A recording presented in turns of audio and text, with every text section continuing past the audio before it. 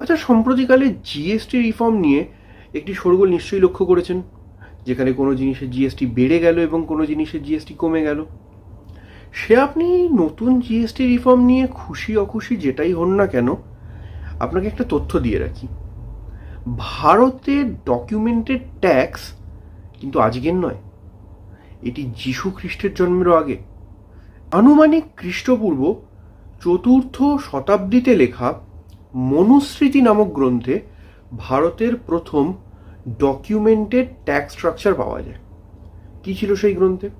সেই গ্রন্থে বলা হচ্ছে, যারা ব্যবসায়ী এবং কারিগর তারা তাদের বার্ষিক আয়ের 20% রাজাকে ট্যাক্স বা কর হিসেবে প্রদান করবেন, এবং কৃষক সম্প্রদায়ের লোকেরা তাদের অবস্থা অনুযায়ী কেউ 6/1 কেউ 8/1 এবং কেউ 10/1 ট্যাক্স হিসেবে রাজাকে প্রদান করবে। পরবর্তীকালে চাণক্যের লেখা অর্থশাস্ত্র গ্রন্থে এই ট্যাক্সের ব্যাপারটিকে আরও বেশি ভালোভাবে ডিটেলসে বোঝানো হয়েছে। সে গল্প না হয় অন্য একদিন। আপাতত ভিডিওটি ভালো লাগলে আমাদের চ্যানেলটিকে সাবস্ক্রাইব করবেন এবং এই ভিডিওটিকে একটা লাইক করে যাবেন। ধন্যবাদ।